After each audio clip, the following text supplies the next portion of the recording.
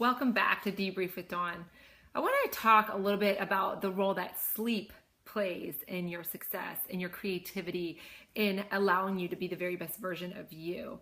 So often we're willing to sacrifice our sleep, either on the front end or the back end, to exercise. And I myself used to do that. I used to get up crazy early, go to bed crazy late just to make sure I got that exercise in. It wasn't until I began to do some significant research for a book that I wrote about the role that sleep plays in our lives that I stopped sacrificing my sleep for my exercise. And maybe you don't sacrifice it for your exercise. Maybe you sacrifice sleep to get up early to get your kids ready, or to get to work early, or to crank out some extra work in those late hours of the evening when you know you're not going to get enough sleep. And let me share with you what my research found.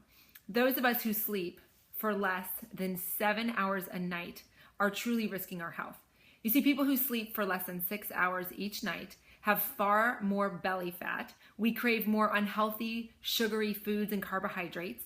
We have less creativity, less energy. We have higher cholesterol, higher blood pressure, and we tend to live a lot shorter and unhealthier lives.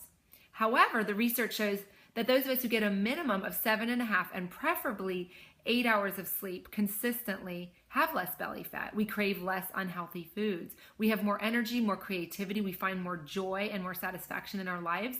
We have deeper relationships, and we live longer and healthier. So the next time that you're thinking about staying up really late, remember that even recently they did a research study where the University of Pennsylvania divided people into two groups. One group was allowed to sleep for 4 hours a night. The other group could sleep for up to 10 hours a night. The group that could only sleep for 4 hours a night, despite being awake and alert and active for more hours of the day, had a far lower metabolic rate than the group that was allowed to sleep 10 hours a night. In fact, the difference was 500 calories a day.